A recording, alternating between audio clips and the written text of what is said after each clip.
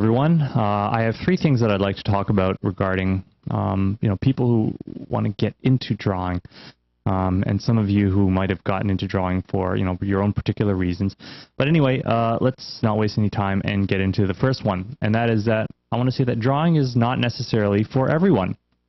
Now, this does not necessarily mean that not just anyone. A lot of people say that anyone can draw, but I'm going to say that drawing is not for everyone. Not everyone is going to enjoy drawing. Not everyone is going to, really, they're not going to want to do exactly what it takes to become a successful artist. And, the same can be said of many careers. One good example is, the career of a fireman, right? It's like a lot of people, they say, hey, when I grow up, I want to be a fireman. And the only problem is that, if you were to ever want to become a fireman, you'd first have to undergo a lot of training. You'd have to pass a lot of tests. There's a lot of physical fitness requirements, because you're going to be lifting people out of the building. You're going to have to drag people out. You're also going to be having to carry around, many pounds of fireproofing equipment on your back, to prevent you from getting burned. You're going to have to be doing a lot of heavy lifting. It's a very tough job. It's a very tough job, despite the fact that it's a very we view firemen as heroes. This is what. This is part of what makes them heroes, that they are generally very intelligent. They're very strong. They undergo a lot of risks. Many of them have health problems, that are caused by, smoke inhalation or just exposure to fire. There's a lot of, very toxic substances that can be found in the smoke of, burning houses, and a lot of materials when they burn, they're very hazardous. The smoke is very hazardous. So being a fireman, is a very glamorous job. We view them as heroes. But there's a lot of these are the things that make them heroes. It's not a job for anyone. Then you have astronauts, right? And astronauts, you have a lot of kids, a lot of people that say, oh, I want to be an astronaut when I grow up. But first of all, again, there's a huge amount of training. If your government's going to spend multi-million dollars to send you up in outer space, they're not going to send any morons. They're going to send, the smartest cookies they can find. You're going to have to really beat out a lot of the competition, and you've got to be really, really, really smart. You got to be physically fit too, because again, there's a lot of physical work to be done out there. You've got to be both strong and smart, and then you got to deal with the fact that there's isolation. You are really out there on the frontier. It's like you are not going to be getting to go to the shopping mall to keep up with the latest fashions. Forget having any pets. I'm sure it must be very hard on a relationship to be an astronaut, stuck in outer space for a year or so. You really got to be able to live with the isolation, be able to live without a lot of, the amenities that you take for granted living here on Earth. So, that's another thing you got to deal with. And again, the fact is, it's a very risky business. And you're going to have to deal with, there's been things like, the Challenger accident in Colombia.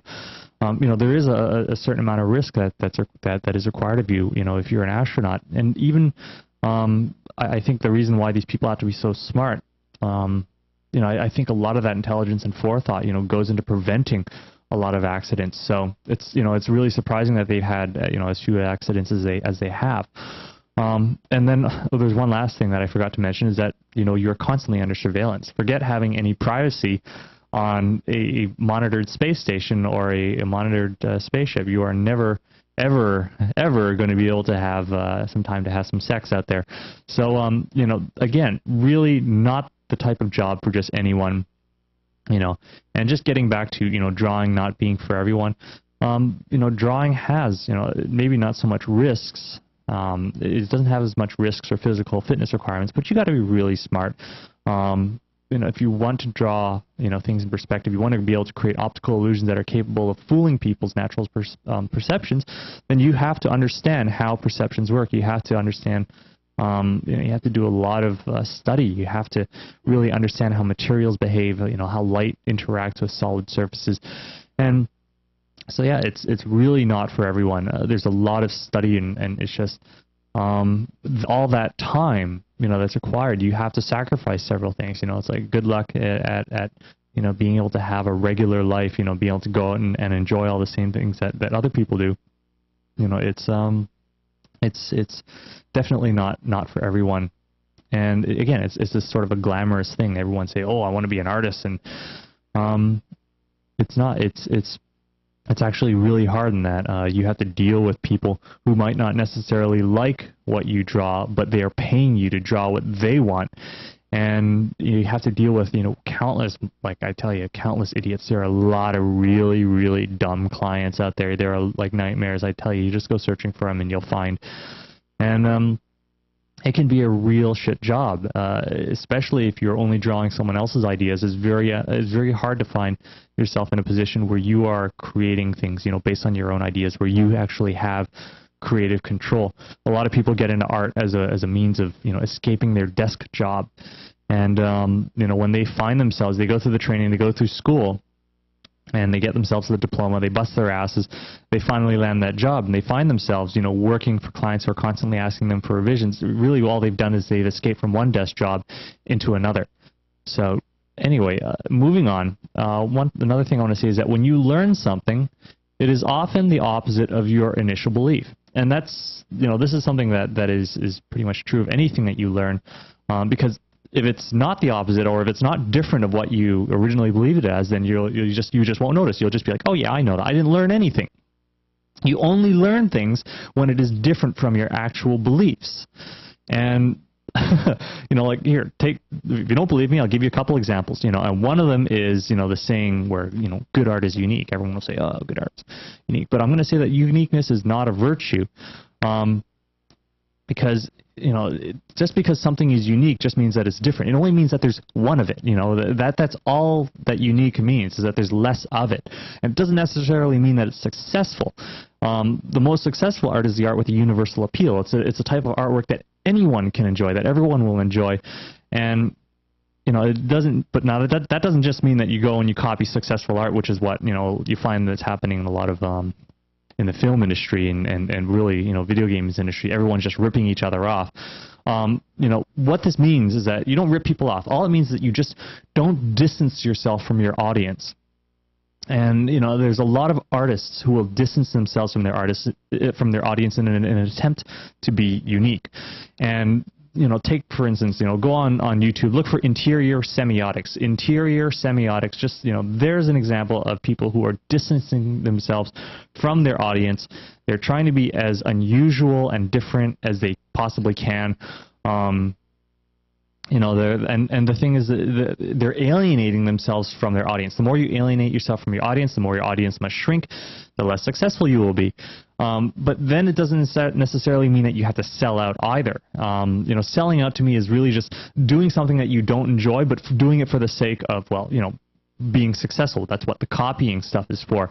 So what you have to do is you have to find what you have in common with your audience. When you go into a movie theater, notice around you that everybody laughs at all the same times, at all the same moments in the theater. Everyone laughs at the same times. They all cry, they jump. We all have something in common. You have to start noticing, what do you have in common with your audience? In what ways do you react the same way as your audience does? And when you create artwork, you have to make artwork that can evoke the same reaction out of you that you want, that your audience will have in common with you. If you can appeal to yourself, if you can appeal to the things that react within you, then that way you can create artwork that appeals to everyone without selling out. It appeals to yourself. It appeals to everyone else. That is what will make you successful, because then you can actually put your true heart. You can actually invest your soul into something. You can invest you can invest real emotion, and you'll know whether or not something is working or not. It's like if you were going to be a chef. If you want to be a chef and you want to cook food, you want to be a successful chef, then you have to be able to find what tastes do you have in common with your audience, and what do how do you want things to taste. You'll know by tasting. If something tastes bad, it's not going to sell well. It's going to be bad food. So this is the problem, is that I think this is one of the biggest problems that happens in a lot of culture, and a lot of the media that comes out, movies, television, music, all the stuff that's going on in the production world, is that you have a lot of movies that are being produced by people who do not consume their own goods. They do not like, you know, I've worked for a couple of companies in the visual effects industry, and I can tell you that, you know, it's like these people, they do not watch their own movies. They don't watch their own movies. They don't watch their own shows and actually like it. You know, it's like, you know, if you can't, you know, this is just sort of a word out to all of the execs, you know, and producers of shows, you know, if you cannot, you know, say to yourself, oh man, it's like, it's 8 o'clock, my show is coming on. My show that I produced, I have to watch this show. You know, this is the show that I love the most. Not just because I produced it, but because it is an actually good fucking show. It is better than all the other shows out there. Not just because, you know, my name's on it, but because it's an actually, you know, it's actually a good product. This was my vision. This is something that I, you know, that I think everyone will love. That's the thing. If you don't watch your own stuff, why the hell are you making it? You know, you're just making it for a buck. You're a sellout. So this is the thing, is that when you make artwork, you know, you have to consider that your artwork is your product.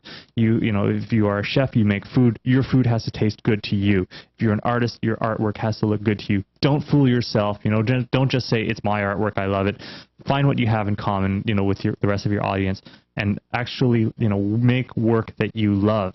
And, you know, if you don't love it and you think, you know, it still needs some time, don't release it. Don't release it unless you actually like it. And I tell you, people, there are so many artists out there. Just look on any of the art sharing sites out there, art communities out there, and you'll see tons of people who are just producing artwork, and they're just hoping that someone will come along and say something nice about their artwork.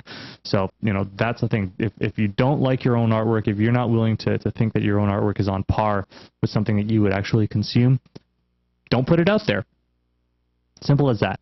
And finally, if you want to be unique, you know, just going back to the whole thing of, you know, good art being unique, if you want to be unique, be the best. That's the simplest thing I can say, because, you know, just like they say in Highlander, you know, there can be only one. You got to be the best, you know, if you want to be unique. Otherwise, you know, otherwise, you know, like I say, being unique is not a virtue. Being best is a virtue. Being unique is just sort of, you know, a byproduct that comes with being really good. The better you are, the more unique you become. So anyway, moving on. You know, here's another, you know, myth, you know, back to the whole thing where I say, you know, when you learn something, it's often the opposite of, you know. So here's another thing that I used to think. Stylization is what gives art its appeal, you know. And it's not the only thing. Really, to me, stylization is a very superficial aspect of artwork. You know, it's really what matters is it's not stylization. It's the subject matter and events, you know, depicted in the image. You know, that's what's the most important. You know, to giving art a lasting appeal, you know, lasting success. It's not the stylization. It's the first thing that we see. I think, you know, people have a tendency to jump right on the most superficial thing because the superficial stuff is the most obvious. Like, duh. So what you have to do is, you know, like let's take, for instance, right? Let's look at a nice high quality HDTV LCD television, you know, versus a crappy black and white television, right? If you take a crappy movie and you put it on the HDTV, you know, you put it on a really, really nice, you know, television set, all you're going to be doing is turd polishing. You're going to have, you know, really crappy movie in fantastic quality. On the other hand, you know, it's like, the thing about the HDTV is that, you know, the television looks nice, the picture looks nice. It might grab your attention for, you know, a split second, but that's it. And the same can be said for a lot of, you know, movie and video game trailers, that you have a lot of these very, very stylized. They got very, very stylized editing, very stylized cutting. You know, they're really very superficial. All trailers look good. You know, it's just when you actually sit down and you play the video game, or you get in the theater, you realize, hey, you know, I want my money back, because it was, you know, it had a superficial appeal, but the story or the actual video gameplay sucked. And, you know, if you have, however, you know, a crappy black and white television, you know, a little boob tube, and, you know, you put on a really, really good thriller, you know, a riveting, you know, movie, you know, that's still entertainment. I mean, like, people are capable of being riveted and stuck on a crappy black and white television if it's a really good show on, because they want to see what happens next. And that's the other thing, is that, you know, I think there's so many artists who are just so, they're so enamored with, you know, how their art looks, how nice it looks, you know, this visual appeal, trying to get that initial first impression. But the thing is that if you see enough of their pictures and they don't vary up their subject matter and the events or you know, anything like that, then it's just, you know, you've seen one picture, you've seen them all, and then it's time to move on to another artist, because you know what you're getting out of that one artist. You've got all they are is just style. They're just style, and that's not that's not going to grip you. So, again, just saying, when you learn something, it's the opposite. It's often the opposite of your initial belief. And just because you've learned that it's the opposite of your initial belief doesn't necessarily mean that you become a smarter or better artist. Because getting better requires change. Here's something I like to say, and that is, within all of us is a great artist. But first, we got to get rid of the things that keep us from being great. And these things that keep us from being great are our habits and our behavior. Those are our initial impressions, our prejudices, the way that we think about things. That is, those drive our habits and our behavior. You are what you do. You are what you believe in. And the thing is that, people say that if they give up a habit or behavior, if they change their habits, change their behavior, they wouldn't be them, which is true. If you give up a belief, if you trade one belief for another, if you suddenly change the way you think, you wouldn't be yourself. And I think a lot of people who go crazy, there are some people who are actually insane because they change too easily. They change too easily, everything, and they believe things and they absorb it and they just go nuts because they're constantly shifting there. They don't have any consistency. They don't really have any ability to maintain that consistency. And so I think there's a lot of fear in losing yourself by changing.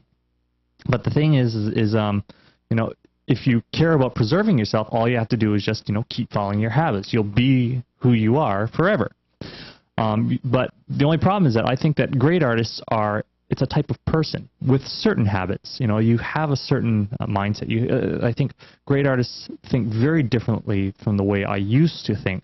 I know that as I became better and better and more competent in doing things, my habits changed, my behavior changed, my outlooks, had completely changed, and I think it's all changed for the better.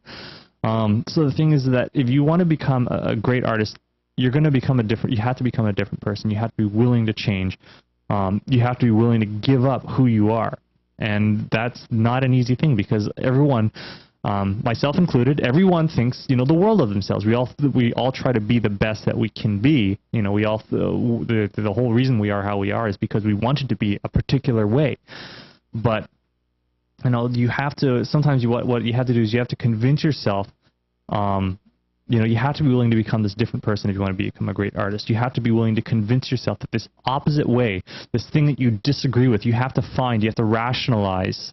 You have to rationalize it. You have to convince yourself. You have to find what's the good reason to believe, this opposite point of view. You have to be able to see things from another point of view and embrace it and, practice it. You have to practice it in your everyday life to become a different person because, like I say, you are what you do. When you practice something, you are doing something. And the thing is that there are so many people out there who want to be great artists. They want to be this other person. They want to be, some people say they want to be like me. And I'm like, no, you don't want to be like me. You want to be like this other guy who's better than I am. It's not enough to just want to be, though. You have to want to do. There aren't enough wanna-dos out there. The world is full of fucking wannabes. We don't need any more wannabes. We need wanna-dos. We need people who are willing to take the things that they don't agree with, give it a chance, and find how can it be right. If that's what it is. How can it be right? And then you have to apply it. You have to exercise it. So moving on. The next thing is, I want to say you have to take full responsibility for your situation. No teacher can force you to do anything. I know that we have this 10-minute drawing techniques video series and whatnot. I give you a lot of techniques. I'm going to keep on trying giving out more. But the thing is, I can't force you to do anything. I've taught, maybe hundreds of students, over the years. I've taught them in real life. I've taught them over the internet. I've taught literally hundreds of students, and the thing is that very few of them, when I say 99% of them don't become artists, or will never become artists, I'm being generous here, okay? Because I can only show you things. A book can only show you things. A video can only show you things. No teacher can force you to do anything. I can't force you to do anything because here I am, a little fucking screen. I can't make you do anything. I can only sit here in my room and speak on my microphone and share. I can only share with you my ideas, share with you my information. I can only show you things. It's up to you. It's up to you to act upon it, right? You can't, nothing that I can't force you to do anything. I can't tell you, to do things one or another. I can't force you to practice. I can tell you but it's like they say, you can bring a horse to water, but you can't make him drink. So, it's really up to you, to take, advice that you get and to apply it. And here's another thing. You got to quit blaming your circumstances. Like I'm saying this, I'm not going to name any names.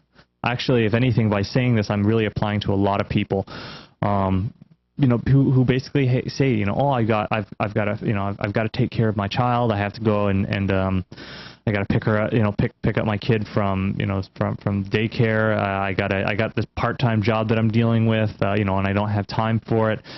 And I'm sorry to say that a lot of, I'm not sorry to say this at all. I'm glad to say that my favorite artists, some of my most favorite artists, are people with families, with kids, with other open, they've got jobs of their own. They bust their asses. They're dedicated to this stuff.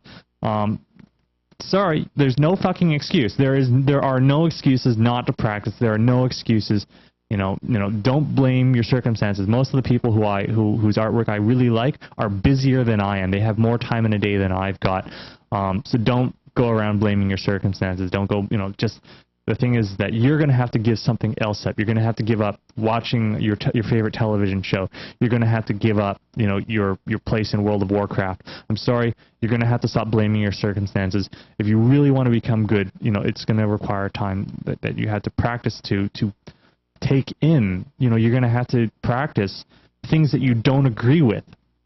You're going to have to practice things that you are not comfortable with. Here's the thing, is that when you are comfortable with something, it means you agree with it. You're not learning anything. Everyone, by their nature, likes to be comfortable. I like to be comfortable. Of course I do. But the thing is that when you are comfortable, nothing is changing. So, it just means that if you really want to advance all the time, it means that you're constantly having to throw yourself into situations that you are uncomfortable. Because when you're uncomfortable, it means that should be your little Geiger counter. That's your little Geiger counter to tell you when there is some place that you should be, when there is something there, that you could be improving it. You could be practicing that one thing when you are uncomfortable.